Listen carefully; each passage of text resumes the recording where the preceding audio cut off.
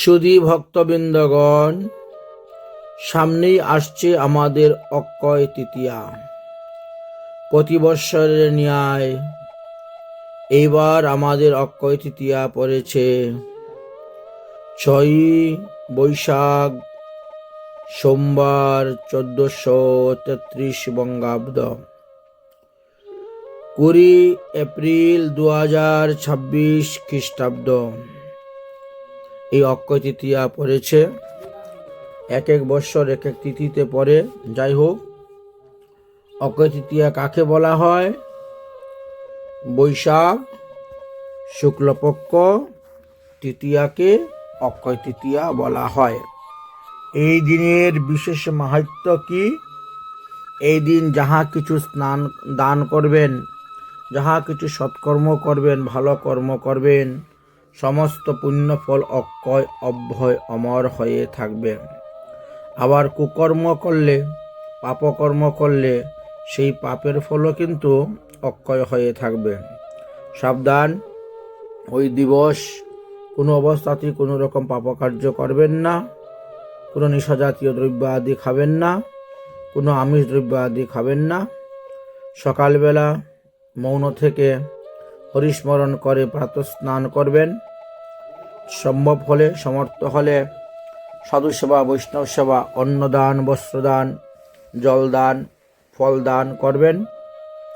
বেশি পরিমাণে হরিনাম জপ করবেন, হরিনাম কীর্তন করবেন, হরিনাম শ্রবণ করবেন। হরিকথা অর্থাৎ গীতা, ভাগবত আদি পুরাণ, হরিকথা শ্রবণ করবেন, হরিকথা কীর্তন করবেন, ইষ্টদেবের অর্চন করবেন। ভগবানের চরণে অষ্টোত্তর শত তুলসী পাতা অর্পণ করবেন। চৈতন্য চরিতামৃত, চৈতন্য ভাগবত, গীতা, মহাভারত, রামায়ণ বা যে সমস্ত সৎ গ্রন্থ আছে, আমাদের 18 পুরাণ আছে, সেই সমস্ত পুরাণগুলা পাঠ করবেন, সৎকর্ম অনুষ্ঠান করবেন। সমর্থ থাকলে জল পূর্ণ একটা কলস, মাটির কলসের মধ্যে জল পূর্ণ করিয়া কোনো আশেপাশের রাধা গোবিন্দ মন্দিরে নিয়ে দান করে দিবেন। এই দিনে এই সমস্ত অতি উত্তম কাজ। এইটুক তো গেল। তারপরে আরও কিছু বিশেষ মাহাত্ম্য কথা তোমাদের নিকটে বলবো। এই অক্ষয় তৃতীয়া দিবসে কি কি হয়েছিল আপনারা জানেন? ভগবান এক অংশে পরশুরাম রূপে অবতীর্ণ হয়েছিলেন। ওই 21 বার ক্ষত্রিয় বংশ নাশ করেছিলেন। এই অক্ষয় তৃতীয়া দিবসে চন্দন যাত্রা শুরু হয়েছিল। গিরিরাজ গোবর্ধন তটে মাধবেন্দ্র পুরীর দ্বারা প্রকটিত শ্রী গোপাল স্বপ্নে আদেশ দিয়েছিলেন, যাও তুমি মলয় চন্দন নিয়ে এসে আমার গায়ের মধ্যে মাখো। এই অক্ষয় তৃতীয়া দিবসেই তো মা গঙ্গা ব্রহ্মলোক হইতে, ব্রহ্মার কমণ্ডল হইতে পৃথিবীতে আসেন ভগীরথ নিয়ে এসেছিলেন। এই অক্ষয় তৃতীয়া দিবসেই মা পূর্ণমাসীর জন্ম হয়েছিল। অন্নপূর্ণা, মা অন্নপূর্ণার জন্ম হয়েছিল। আর এই অক্ষয় তৃতীয়া দিবসে দ্রৌপদীর বস্ত্রহরণ হয়েছিল। এই অক্ষয় তৃতীয়া দিবসে ভগবান শ্রীকৃষ্ণ এবং সুদামা এই দুজনের মিলন হয়েছিল গুরুকুলেতে, অর্থাৎ সন্দীপনী মুনির আশ্রম উজ্জয়িনী অবন্তিকাপুরীতে, সেখানে তাদের উভয়ের মিলন হয়েছিল। আরও আছে মাহাত্ম্য, মাত্র 6টি মাহাত্ম্যের কথা বললাম, আরও মাহাত্ম্য আছে এই অক্ষয় তৃতীয়া দিবসের। এই অক্ষয় তৃতীয়া দিবসে সত্যযুগের উৎপত্তি হয়েছিল। এই অক্ষয় তৃতীয়া দিবসে ব্রহ্মার পুত্র অক্ষয় কুমার জন্মগ্রহণ করেছিলেন। এই অক্ষয় তৃতীয়া দিবসে যজ্ঞের উপাদান স্বরূপ জব উৎপত্তি হয়েছিল, জব ধানের উৎপত্তি হয়েছে। তাই অক্ষয় তৃতীয়াতে জব দিয়ে হোমযজ্ঞ করার বিধান আছে, জপের পায়াস তৈরি করে ভগবানকে ভোগ দেওয়ার বিধান আছে।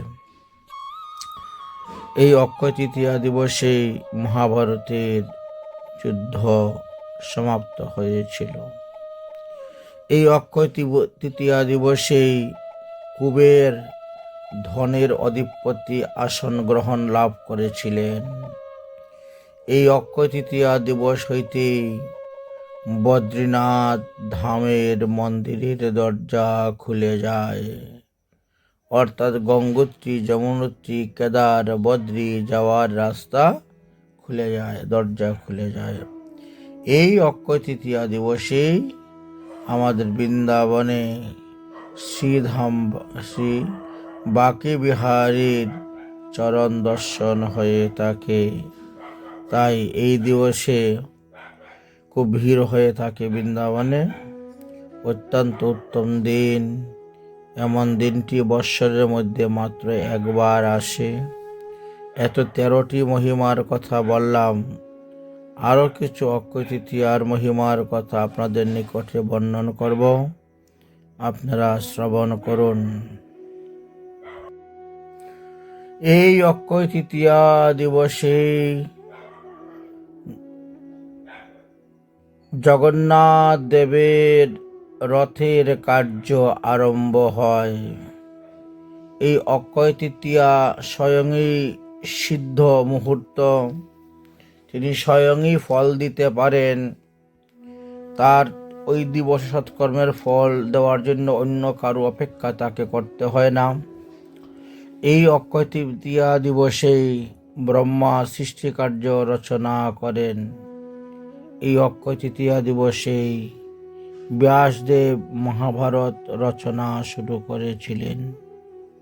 আর এই অক্ষয় তৃতীয়া দিবসেই ভগবান শ্রীরামচন্দ্রের রাজ্য অভিষেক হওয়ার কথা ছিল। যাই হোক, 14 বছর বনবাস করে ফিরে আসলেন, আবার এই তিথিতেই তিনি অভিষেক হয়েছিলেন। এই হলো সেই অক্ষয় তৃতীয়া। আরও কিছু মাহাত্ম্য আছে অক্ষয় তৃতীয়ার। এই অক্ষয় তৃতীয়া দিবস হইতে উত্তরাখণ্ডে যে আমাদের 4 ধাম আছে, গঙ্গোত্রী, যমুনোত্রী, কেদার, বদ্রী, তার রাস্তা খুলে যাবে। সব মন্দির দর্শন খুলে যাবে। এতদিন বন্ধ ছিল শীতের জন্য, এখন সেই রাস্তাগুলা খুলবে। এই অক্ষয় তৃতীয়া দিবসেই সূর্যদেবীর কাছ থেকে দ্রৌপদী অক্ষয় পাত্র লাভ করেছিলেন। সুতরাং এই অক্ষয় তৃতীয়া কোনো সাধারণ তিথি নয়। যে কোনো কার্যের ফল আপনার অক্ষয় হবে, অর্থাৎ অমর হইবে। সুতরাং এই অক্ষয় তৃতীয়া দিবসে পাপকর্ম হইতে বিরত থাকিবেন। কোনো প্রকার নেশাজাতীয় দ্রব্য সেবন করিবেন না। কোনো প্রকার আমিষ জাতীয় দ্রব্য সেবন করিবেন না। নিত্য গীত কীর্তন করিবেন। ভগবানের চরণে ফুল তুলসী দিবেন, ভোগ দিবেন, আরতি করবেন, ভগবানের গুণগান কীর্তন করবেন, সাধুগুরু বৈষ্ণবের সেবা দিবেন, যথাসাধ্য দান দক্ষিণা করবেন, বেশি করে হরিনাম জপ করবেন। ওই দিন যা কিছু করবেন সবই তো অক্ষয় হয়ে থাকবে, অমর হয়ে থাকবে, যার পুণ্য ফল আপনি লক্ষ লক্ষ কোটি কোটি বৎসর ভোগ করতে পারবেন। এমনই এই অক্ষয় তৃতীয়ার মাহাত্ম্য বিশেষ। তাই এখানে আমরা সংক্ষেপে অক্ষয় তৃতীয়ার 21টি বিষয় নিয়ে আপনাদের কাছে আলোচনা করলাম।